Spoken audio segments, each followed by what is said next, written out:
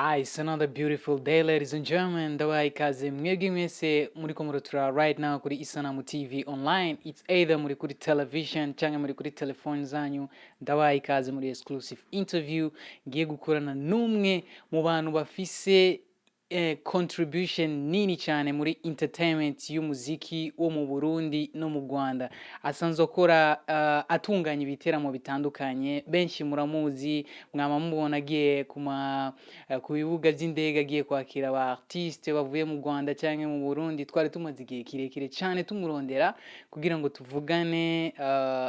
byinshi cyane mu bijyanye n'ingene ategura ibiteramo vyiwe, ingene connecting n'aba artists kugira ngo baze ngaha mu gihugu cy'Ububirigi. And by the way, bivanye n'ingene ari busy, twahisemo kumusanga muhira iwiwe. And right now Isanamu Media, Isanamu TV, turi muhira kwa Ngumije Franck, benshi mumuzi nka Franck Pro. Ndabaha ikaze muri exclusive interview tugiye gukorana nawe.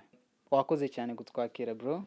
Murabe ikaze kabisa. Umeze neza? Ameze neza. Namwe? Ego turashima cyane. Karibu kandi. Okay. Isanamu TV karibu. Okay. By the way, imbere yuko tuyaga ibintu byinshi, ndashaka kwanza kugukeza ku bijyanye n'ibikorwa umaze gukora. Abantu benshi bama babona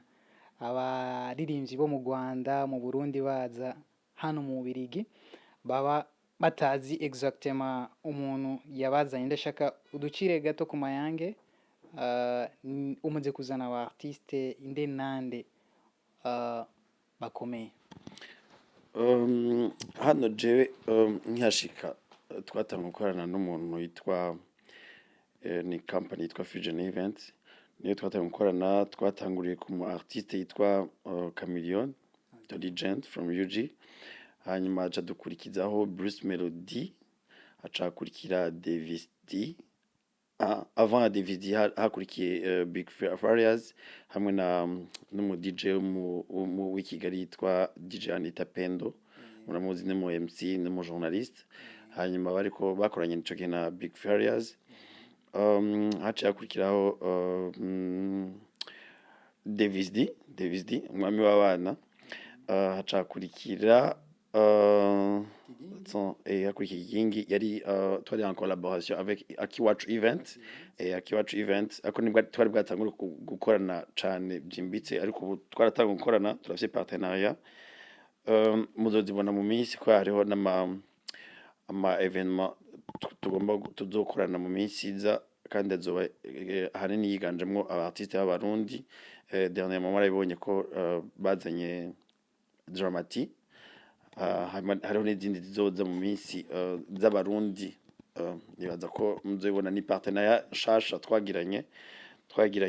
haheze nka ukwezi kumwe, ariko bwa mbere twakorana bisanzwe kubera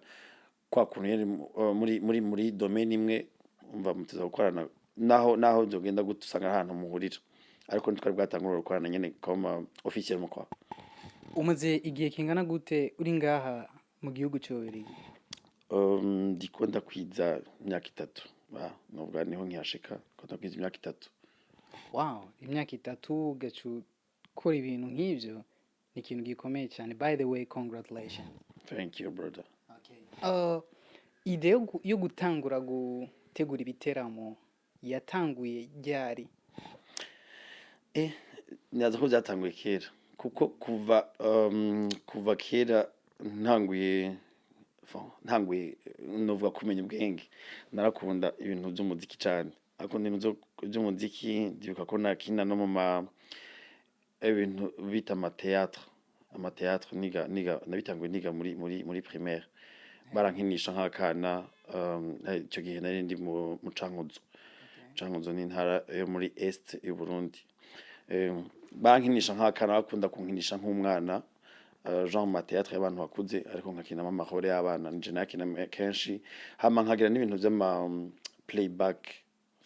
Ingano no kuririmba sinzi ko ari yanje, ariko nagira ama playback. Icyo gihe ndibuka ko indirimbo z'icongereza naziririmba mu Kirundi. Nahise mu grand frère wanje yarakizi icongereza, akaca binyandikira akabihindura mu Kirundi. Je navyandika mu Kirundi, ariko ndiko ndaririmba ntashobora kumenya ngo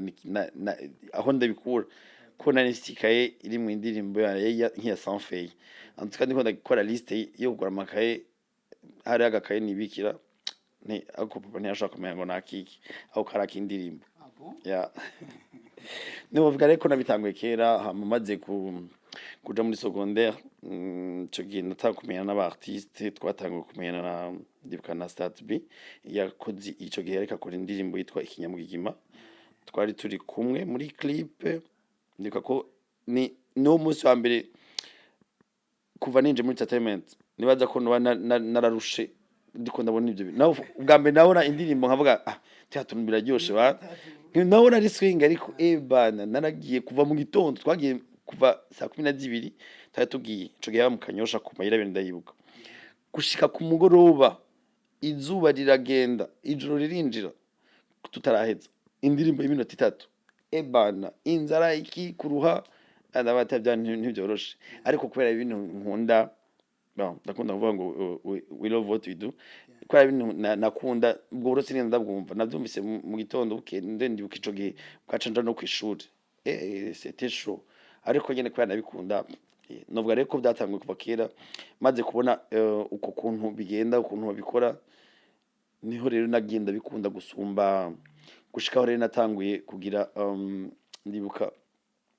evenement ya mbere nakoze ku giti canje nayikoranye na club nakinamwo basket ku Mutanga Nord yitwa SSP nayikoreye Igitega hari tatuvuye mu bintu byo gufasha abana YBS Pinyas ko muyizi ni tatuvuye gufasha abana Igitega ico gice tugenda créer after party tayikorera hano bita Pit Fit nayikomwe na sorry tayikomwe no mu DJ yitwa Elwindo na DJ Cribe hamwe en collaboration na SSB icyatumye uja mu ma organisation yo gutegura ibiteramo byavuye kuki ingorane wabona ibiteramo abandi bategura zari zirimwo canke byari bimeze gute singorane ahubwo nuko nabona ko ari ibintu icambere no guteza imbere umunyamuziki ko ujya muntu akora umuziki hariho imvune nyinshi abafana dushaka kutamenya canke naho bubibona ariko ntibabihe agaciro ko iyo ujya mu gihugu urusohoke hari amafaranga bayasohotse rero kugira ashobore kurekipera ayo make ashoboka nuko habaho ayo ma evenement nayo ataronse umuntu yakora uwo muririmbyi ntazoronka izo opportunity ngo ashobora kwinjiza ayo mafaranga na make ashoboka rero ico nico catumye jewe ntangura kuba nti au moins nzoterera ico nshoboye ntushaka guti uko ndabishaka sinshobora kubigera ko kubera biragoye ariko peu à peu on peut nuvuga ngo nico catumye nshaka kugira ngo nje byo gutegura ama evenement ama concert kugira uwo muririmbyi ashobore kubyaza umusaruro ibikorwa vyiwe kuko aba yavunitse ariko karaba ikintu yinjiza ahandi ko nibaza cane nka iwacu mu Burundi umuririmbyi n'umuntu wa mbere yavunika ariko ugiye kuraba amafaranga akura mu byo yakoze antuka ntibiri proportionnel ni make cane rero ni muri munzira yo kumufasha nuko gukora ama evenement nico catumye nja muri domaine ariko sinico gusa a part ça natwe tuba dukeneye kwiteza imbere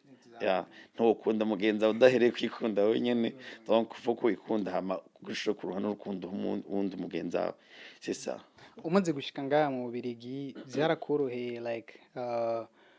kwintegra kuvuga ngo ngomba ntangura iki kintu guconnectinga n'abantu basanzwe babikora ntibyari byoroshe na gato kuko je naje ngaha ata muntu numwe nzi umu evenementiel ngaha nta numwe twari tuzinanye ariko kubera nari nzi na by the way narakorana na DJ Paulin mu Burundi kandi nkaba nzi ko yari afite ntuze de connaissance hano izo connection nizo namubajije ndibuka ko umunsi wa mbere umuntu namubajije hari kuri affaire ya Bruce Melodie hama camubwira umuntu yitwa Kiyoyo sinari ndamuzi Juma sinari ndamuzi ariko arambwira ati rero aba Amsterdam nanje nari ndi hano niho nari ngishika arampa numero ndamwandikira ndibuka ko namwandikiye umunsi wa mbere ntiyanyishuye hanyuma cyandabipowa kubera ico gihe hari hakirimo covid ntibari batangura no gukora ama concert hanyuma rero mu nyuma par après niho twagiye guhura nawe naramaze gukora ibyanje naramaze kumenya n'abandi kwico uwa kabiri naciye contact yari mu Nta Claude nabonye afishe ya Chameleone tutavuga mbona ko amantu ama contact yajahazi nca ndamuhamagara nca namubwira ati wowe rinde ndamubwira uwo ndiwe ntiyaranzi ati none wowe ushoboye iki ndamubwira ibyo nshoboye bon kubivuga ku muntu yabigoye ambwa ati uzoze tubonane cyo caza turabonana turavugana tumaze kuvugana tubonanye amaso ku maso acambwira ati rero ntiyaraba Bruxelles acambwira ati jewe ko mbakuriye Bruxelles occupe-toi ibintu bikurikira byose ati umva charge communication iyo concert ibintu byose yaciye abimpa ngo ndabikora bon tutanaziranye yari umunsi wa mbere tubonanye bon ca ndabikora agiye kumutora Charleroi Serenda hadi c'était la première fois urumva ndarondera abantu tujana kumuha amashugwe donc nyene ya protocole nyene ya mbere turamuprotocola turamushikana tugana kumwe n'umutipetwa King Wiz n'umuganda nawe nyene muri evenement aranaririmba by the way aragira ama live aravuza guitar ya cha turamutora ico gihe nshimire n'abantu bamfashije ndari byoroshe kubwira umuntu kandi nayimenye nyene concert isigaje nk'iminsi nk'itatu hano urabona ukuntu abantu babiruka ahantu hirya no hino umuntu kamubwira ngo uzoze ngo tujane gutura umuntu hirya yejo kwanze yari ejo ibaze umuntu umubwiye 24 heures avant bon baranyemerera barakanselinga ama programme yabo barafise turajana kumutora twagiye twari nka 6 dibuka twari kumwe n'umufotographe yitwa Megan zomwana n'umurundi kazi yafotora hano hamwe n'undi yitwa Annie Gracia nawe yaragiye muri Miss Elegance twari kumwe n'undi murundi kazi yitwa Eradi twari kumwe na bon umushoferi sindamwibuka yari umutima w'umunyarwanda bon sindasura kumubona twabonanye mu munsi nyene sinenda bazi ariko twarakoze igikorwa kigenda neza turamushikana turategura concert igenda neza kuva uwo munsi rero bon niho nibaza ko natanga kwerekana ibyo nshoboye kuko ibintu uri kurabivuga ku muntu wavuga ngo natanze CV hariya kwa atingwe no kora gatest turaye ibyo bintu uvuga ko ari byo so niko natangwirira no muri Belgique muri ibyo byose wari kurategura ku bijyanye no kumwakira Chameleone uwo mu atashe wiwe hari uburyo yaguhaye kugira ngo bitegure cyangwa yari nka challenge yaguhaye kugira arabe ko ari ibintu ushaka gukora and then you can invest your money so that ibintu bigende yari nka challenge kubera tuja kumutora twari dufise imodoka ariko twagomba imodoka ntinywa amazi twarabishizemo gusa nyene bon twari en collaboration twarafashanije ariko urumva ari uri kuri terrain hariho ibintu byinshi ugomba gukora kubera iyo umuntu adahari iyo waserukiye n'umuntu nk'ubu akarorero nka papa wagutumye nk'ahantu tugenda userukire mu rubanza araguha dufate amafaranga baterera araguha envelope ariko hari ibindi nawe ukora bon tu dois te déplacer genda niba ari jambo uvuga ntaza kukubwira ngo genda uvuga ibi donc wewe nyine urishakamo ibisubizo ukuntu ugomba kubikora rero nabikoze nyine uko nagomba kubikora hanyuma byagenze neza cyane nico gituma twaciye tubana tunakorana nawe canke n'abandi bose antuka niyo challenge ya mbere nakoze kuva nshikano ndavyibuka nari maze 6 mois ngeze hano ico gihe nari maze 6 mois okay hama mu bijanye no gutegura ibiteramwo ngaha ama challenges menshi ukunda guhura nayo nayahe ni nyinshi ikintu ca mbere abana ko dukorera mu gihugu kitari cyacu ico ni ca mbere abana nta hano nimba uteguye evenement ni wowe n'umufuko wawe n'umuntu mugira mu bikorana nta kintu bimwe by'iwacu uvuga ngo ngiye kudodora muri Brarudi, ngo ngiye kudodora muri za Limitere, ngo ngiye kudodora muri za Leo, no. Hano ni wowe n'umufuko wawe, nyene sinzi n'umuntu ashaka gufasha, ariko nyene muri ntuze imwe muri ico gikorwa cyangwa muri domaine imwe. Iyo ni challenge ya mbere. Ikindi naco meme les médias ntuzobongiye kuri Buja FM ugiye kuvuga ibiteramo canje, ntuzobongiye nguri ni aba Isanamu TV. Bon, nibaza ko bahora badufasha naho baza bakora nk'abapolisi baza bihenze baje gushutinga, ariko no ndabesha c'était une blague. baradufasha n'izi media ziwacu ziri hano. Nibaza ko Isanamu TV hariho n'indi umutipe w'umunyarwanda yitwa Bombastic Studio, naho aradufasha cyane. Naba badufasha ntuzobongiye ku radio hajya ngo RTBF ngiye kuvuga ngo nuza ngo ala bine iyo emission yawe na plutôt conseil yawe ntizocamo, ntuzoja ngo ngiye ngo France 24 ngo bandike ngo nani mu mano de majono yabo ngo ndafise concert. Si zimwe za Beyonce twebwe nuvuga ngo wirondera urayipromotinga wewe abagenzi bawe, donc nako ga cercle nyene k'abantu bawe. Nuvuga ngo nizo challenge duhura nazo, ko ari gihe usanga nk'umuntu ugaja nko mu bubare nk'ahantu, ugasanga nk'umuntu uramubwiye ati hano twebwe durafise concert ce samedi, bon ntazaname hari abantu bon turapromoting, ariko hariho ahantu udashika. Hariho nk'abatama ngaha babibereye hariya kandi ababikunda nk'abatama akarorero bakunda kidumu, hariho benshi usanga batarabimenye kuko ntidushaka gukuvura ahantu hose. Par exemple nk'abantu ndiko ndaraba nka ntuze yanje nka audience yanje, hariho imyaka idashikira kuko hari abantu badakoresha ama social media cyane. Hari abantu babakuze aho nsanga wifite akaradiyo gato yumviriza amakuru ava ukazi yicara hajya mfata akayeri kidogo imbere ya televizion agiye kuryama akaradiyo k'amakuru. Urumva nivyo iyo abatoya dufise nka iradiyo hano we idufasha byaba byoroshe. Hari umuntu wundi yitwa M Lambert afise iradiyo mugabo nawe nyene nibaza ko bon dutanga connecting vuba, nibaza ko ejo hazoza ari ibintu azodufasha, ariko gushika no munsi vraiment nta media vangu media nizi wacu tugira imana. Social media yaragikemuye, turapostinga hariya ugakubita ga hashtag nari umuntu abati akabona ka notification hariya hari akaraba canke nakaraba, ariko uko biri kose nizo dukoresha, nizo twiringiye. Nta handi hantu vraiment tuvuga ngo nizo challenge ni challenge mvuze zikemu ni nyinshi, ariko nizo nyamukuru. Okay, hama challenges zo kubijanye n'abaririmbyi mukunda gutumira ziba zimeze gute muhura nazo? Kubijanye n'abaririmbyi utubazo twinshi tukunda kuba ni tujya tubazo bon sinovuga ko ari utubazo dukomeye, kubera nka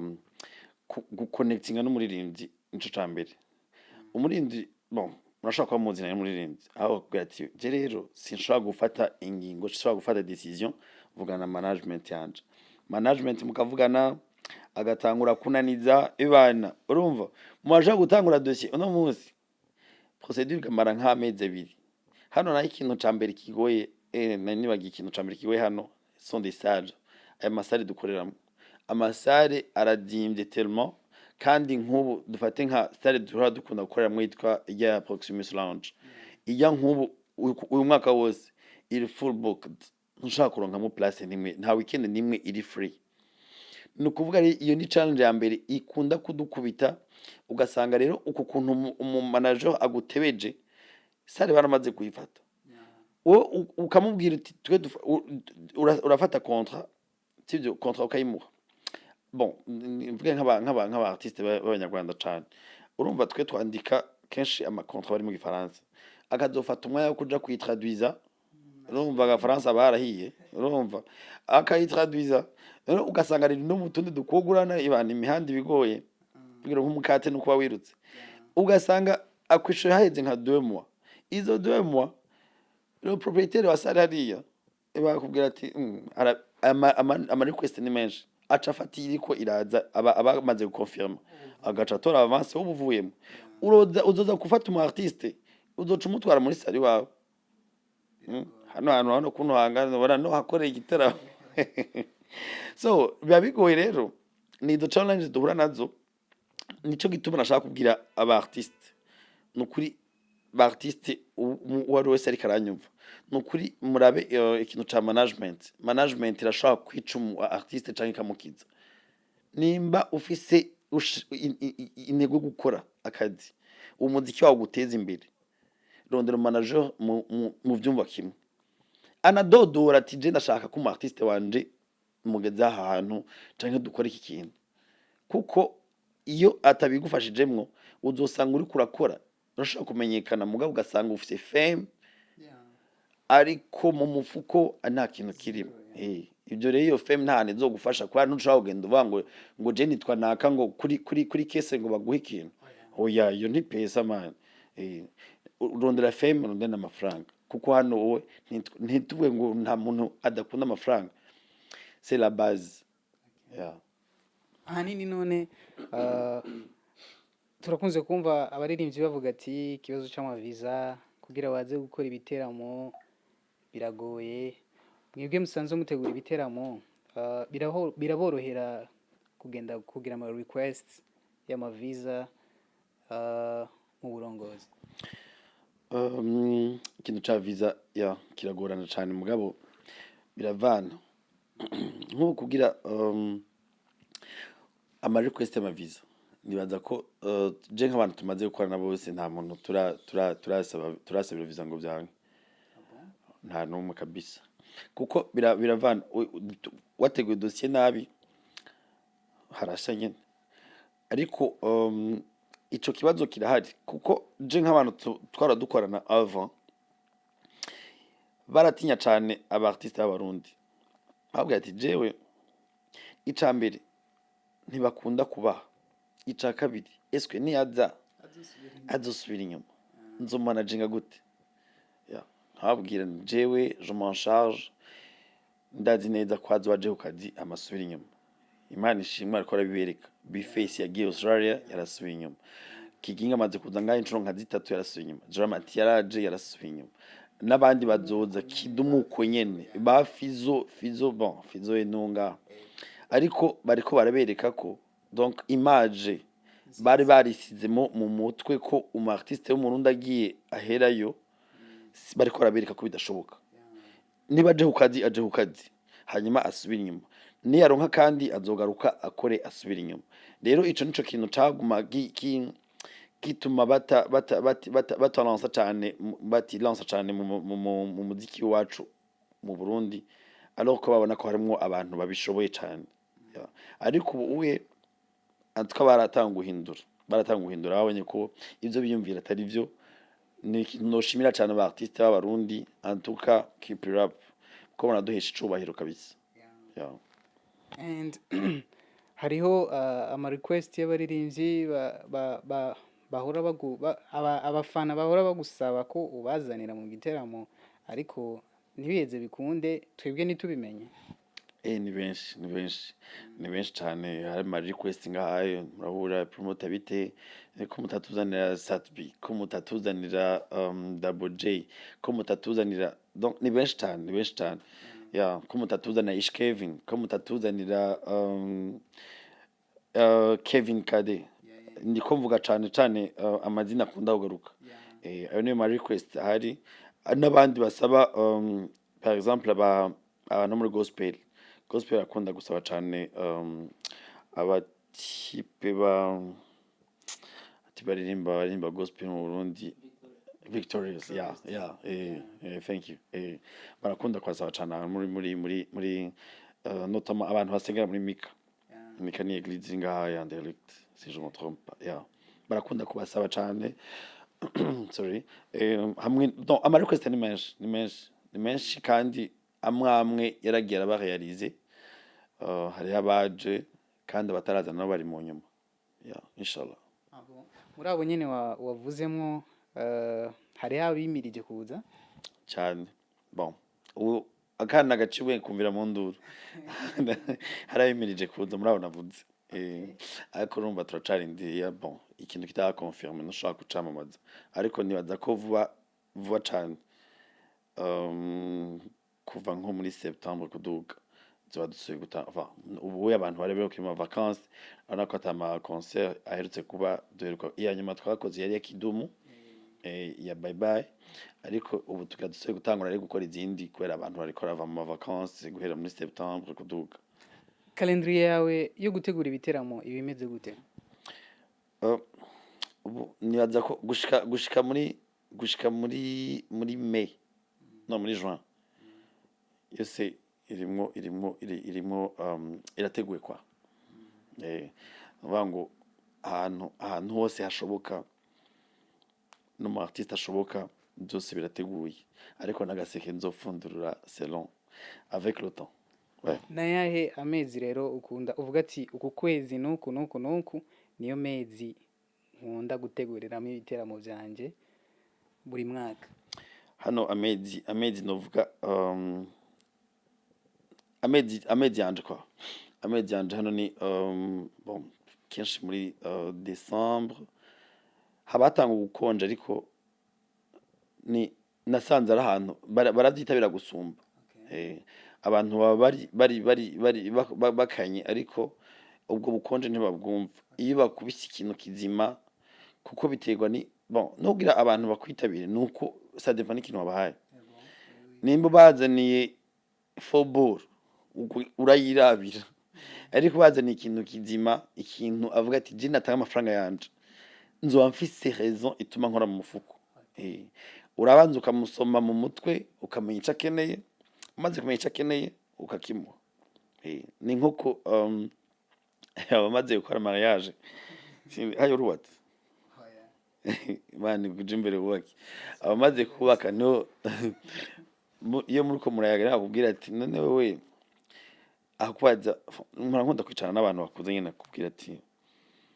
kwaza rubatse ati none utatera kubaka ati cyane gose mva ni jya ni devoir cyangwa ati none kugira uje ku avyita gutereta kore uje gutereta urabiki canke uwo kugira aguteretse muko imbere yawe umubwira iki ati je nombwa ko ndagukunda tireka reka ibintu suko ubanza kumenya ico akunda kwanza hanyuma ugaca umutwara muri iyo way bacu bakunda gutucira kagani ngo ushaka inkajyama nkayo so ubanza kumenya muri ico akunda hamuka mu ico kinakunda ukamubwira ibyo ashaka kumva and so on. Iyo rero niryo banga rero dukunze gukoresha umufana umanza kumenya ikintu akunda umaze ukimenya ukakimuha nawe akagona gukora mufuko karonka uri akaronka donc cycle gakomeza. Muri iki gihe turimwo no mu minsi iheze abarundi baraje ari benshi and by the way nanje hamenye ukari twaraje turi benshi turashika mu Birigi mu Faransa hariyo success yavuye iboneka mu bijanye n'akazi musanzwe mukora uretse n'akazi dusanzwe dukora no madomene yose y'igihugu andika ivyo bintu biribonekeza uzorabe ugiye nko mu magare amasaha ya 14h 7h non 6h du matin 14h 22h 23h comme ça udusanga abarundi benshi urazi ico bari bakora bavuye ku kazi abandi bagiye ku kazi donc amadomene yose biraboneka ko hari ikintu ciyongereye bon byagenze nabi ntavyonzi cendawa aha amaso yanje ageze so muri domaine yiwanje rero ni harabonetse ikintu gikomeye cyane umva hariho avantage nini cyane ko sinzi ko aravye nko kwa dramati jewe nari ndakunda gusirikira mu bantu ndaba abantu donc ndaba byose ndakunda ko observe nabonyemwo abarundi n'abarundikazi ntazi benshi cyane nuvuga ngo yari ya public nshasha kandi bose donc abantu bari autour de entre 18 et 25 ans so yari babandi rero bashasha abari ko arakora akazi ntawe arimo. Numva rero ni wihereko uno munsi ko turavugana hano ni avantage twari kuba turi kumwe n'undi muntu ariko uno munsi n'isanamu media ishimire uwo muzo w'abarundi kwa mu Barundi harabonetsemo main d'œuvre iboneka pe iboneka hamwe na public tuba dukeneye ko twebwe nta utamba wirorera utabonye abo bantu uba wahiye bakunda bango wahiye gusa nawe uba wahombye wagiye rero iyo public nshasha nukuri turabahaye ikaze twanagiye no kubaraba bagishika ahantu bari benshi kandi bashitse hakonje byatari urumva twagiye kubaraba nibaza ko byari ibintu bikomeye cyane kandi twararyohewe cyane uburonse abantu biwanyu bagushigikira hari harajemo aba DJ harajemo abaririmvyi notama nabo turakorana kwa Kidumu bari muri abo bande yose yari muri abo aba DJ Miki n'umuntu ntiyaramenyerewe nawe nyene ni mushasha hano nibaza ko bon ntabyo nzi neza ariko nibaza ko nawe nyene ari muri abanyene baje muri imisi heze donc ni ibintu bituryohera twebwe kuko twe twararonse public nabo bararonse cyo bari bifuza so ni n'ubufatanye kandi twese hamwe tuzogerayo inshallah urabona ko in the future muzoza murategura ibiteramo mugatumira abantu hama amashow yakaba sold out kare nubwo umuririmbyi atarashika ico kintu ni indoto kandi birashoboka nico nakubwiye ni ubanza kuraba ico umuntu ashaka hamuka mukubita ico ashaka hariho umuntu yitwa Justin Karekezi hano akora muri afise company yitwa shop anyway niwe yari yatumiye Israel Mbonyi no amatike VIP ya sold out hasigaye nka instrument nuvuga ngo ijya East Africa irimwo abantu bashoboye kabisa kandi uwo ni wa mbere yabikoze ariko n'abandi bazobikora kwa Bruce Melodie c'était presque sold out kuko twari dufite salle ntoya salle yakira abantu entre 800 et 1000 personnes ariko twe twarizemo nka 1500 umva yari sold out ni hahandi nyene twe tuba dushaka umunyafrika biragoye ko avuga ngo no juja bakuretse banurasanya niyo trako ntiyuzura twarasanyije ku buryo ndibuka hari akabazo kabaye kuri muri ku sound engineer kuva kuri podium kuri stage ugenda kwa engineer du son nagiye nk'indirimbo zibiri ziheze nashitse indirimbo zibiri ziheze nuvuga ngo waragenda mu bantu nawe ari kwinzoka ariko byari kwigora kabisa rero numva ni nkaho yari sold out nayo nyene dernièrement kwa Dramati barabonye abantu bari bahari hajya tugiye guharura neza twosanga nanye yabaye sold out kuko bari benshi tellement waraje muri abakoze nije nakoze node after ya yiwe abaje warabonye ukuntu byari bimeze baranse ko hano aba bouncer ya kuri yari muri bato hajamo abantu je crois que c'était 250 bararenza abandi barabankira kwinjira arabwira ati ntibishoboka ko mu bouncer nawe n'abazungu nabi ni giharuro uko abantu binjira hariho ntuze hariho nani compteur yaraharuye bageze abati ntabandi basura kwinjira wewe waze kwavu ugwa mu mazi oya ni benshi bavuga aravye hanze bati ibintu wapi aho kayeri ndakanywera kwibotike ariko ja wapi so nuwango rero izi show dukora one day uzovuga ese isomene uje ma preparatif yanda sanzwe ivy'amatike wahejeje byose kandi ndazi ko tuzoshikayo tu nko mu guheraheza ikiganiro cyacu unashaka umbwire gato ku bijyanye na gahunda ufise in the future mu mwaka uza kuko uwo mwaka uri kurahera ndizera neza ntituzowuheza uko nyene ndashaka uducire ku mayange like amwe mu ma projet yagize success utazopfa wibagiye. Amaproje nagize yabaye successful ni bon hariya Melodie ni ya mbere, iya kabiri ni ya Fizzo bon nuko yabaye kera umuntu ariko aravyibagira ariko nayo nyene yari success kabisa. So Kidumu yari success ya mbere ona ya mbere twakoze agishikana deja uziko yarushije abantu uruga ya ko je nari ku muryango ndavyibuka kandi no kwarwa nari mpari. So iyo yari ma concert ya mbere umuntu yogira ico avuze ko Kidumu yararirimbye abantu bararyohewe, urumva bararyohewe tellement abantu bari donc yari sale nini sinzi barizi Blue Bruxelles ushobora no kwiraba kuri site yayo. Ni sale nini cyane kandi ikoze ibana kinyamwuga kabisa, ni sale professionnel, sale nini na Christopher niyo yakoreyemwo, ni sale nini cyane kandi ibana yari yuzuye no hejuru, ni concert yabaye success kandi abantu bose barayibonye vraiment. So ni iyo concert mu ma concert ni je nayi hostinze iyo ngaha no muri Suisse, no ipara ntiyari jewe hamwe n'indi ya bye bye yo kumusezera bisanzwe itabereye Drogen Boss ya ijyanye ni concert cyane ibana yabereye ngaha ya mbere yari success hamwe n'iyari muri Suisse. Twari turi kumwe abagenzi banje bamerekeje na DJ Saido niwe karakora DJ yari Geneve. Turi kumwe n'aba artiste twajanye bo ngaha hari witwa Fizzo John, twajanye na DJ Saido ya nabo twajanye ya umemsi yari umurundi kazi yitwa Elisa ya abariyo umurundi kazi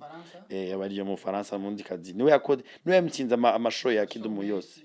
Bon uvanye mu ya mbere yo ngaha kubera yari Keston umurundi yitwa Keston n'uwundi mukobwa yitwa ndamwagiye. So ariko n'abarundi kandi bariko barakora neza cyane baradufasha gose batitaye ku bintu ku ma challenge baza guhuriramo ariko barafasha cyane abantu bo gushimira cyane gose bitanga ya. Ugerageje kuraba rero abaririmbyi bariko barakora muri iki gihe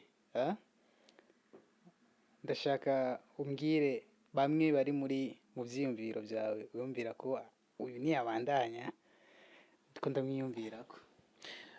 je kubera imbere yo kuja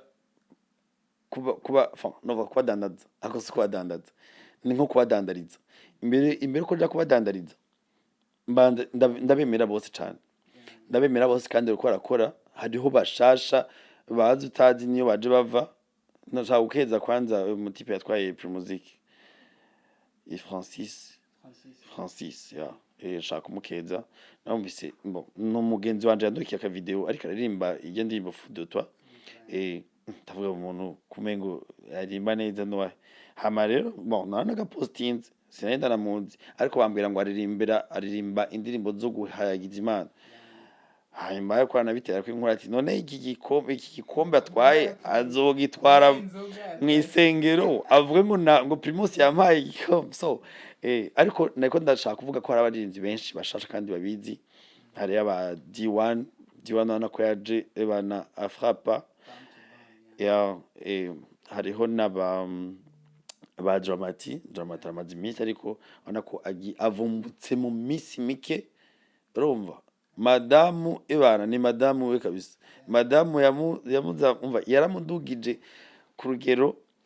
rutangaje. Hariho ba Bino indirimbo isajije abantu ngo legend isajije abantu bon yarinze byo bashaka kumva kandi rimwe kuri kwinshi bon abizi barabizi aba legend barabizi. So ni benshi cyane hariho aba bamazemo iminsi ba Satbi na urabona ko ariko yitwara neza muri iminsi. Double wewe ibana we nibaza ko muri East Africa ibintu bimeze neza cyane. Alvin Smith n'umuntu ibana ni nk'umukomedian muri make aradiza arimwo ibana arakora amabuzz aragira iki ni nziza cane vraiment harimwo hariho ba Mona Walda Mona Walda n'umumodo umuchanteuse vixen numva arimo byose kandi en tout cas ibintu amaze iminsi akorana ko nawe ari umuntu ariko aradufasha cane muri entertainment y'u Burundi. So aba barinzi mfise muri projet zanje sinkunda kuvuga ikintu kitaraba ariko ni benshi kandi Imana idufashije muzobabona. Abandi bariko baragenda muri Canada biri confirme Kiginga azogenda iconfirme Kiduma azogenda na band hari uwundi azogenda ariko na Double J na Dramati hamwe na Ntuza na Vani Ice donc izo ni projet kandi nibaze ko imbere ko bagenda muri Canada bazobanza guca hano. So ayo rero n'ama projet iyo projet ni ya DJ Paulin rero ni urumva ko ari ama projet ni menshi cyane hari izi wanje hari izo turiko turakorana n'abandi notama akiwacu events n'abarundi batatu kandi bariko gukora ibintu nta muntu numwe yigera amenya ngo ni bande ariko akiwacu events biri mu kazi kose nta muntu yigera amenya ngo birabintu ndakoze nde ariko mu nyuma conseil iheze barafise umuco wo kuza akavuga ati mwakoze cane yani ikintu cyo gushigikira kuko ujya muntu yahevye akazi kiwe akaza gushigikira kumubwira ati merci beaucoup yaguhaye amafaranga yakwitabiye araza arahagarara amasaha n'amasaha niyo usanga bicitse mu artiste agateba akona gakosa bama tubwira no kuri mutubabarire turiko turabikosora petit à petit no kuba rero abo ndo bantu gushimira barafise na projet mu misiza uri natangwa ndabivuga abantu ba gospel cyane bitege akantu akiwacu events igiri bakorere kandi ndazi ko bazoryoherwa cyane urakoze cyane kuri ibi bintu tuvuganye ndizera neza ko tugiye kuzoryoherwa muri imbere y'uko umwaka uhera n'umwaka uza imbere ku mwaka uhera no mu mwaka uza Imana hadushikanye of course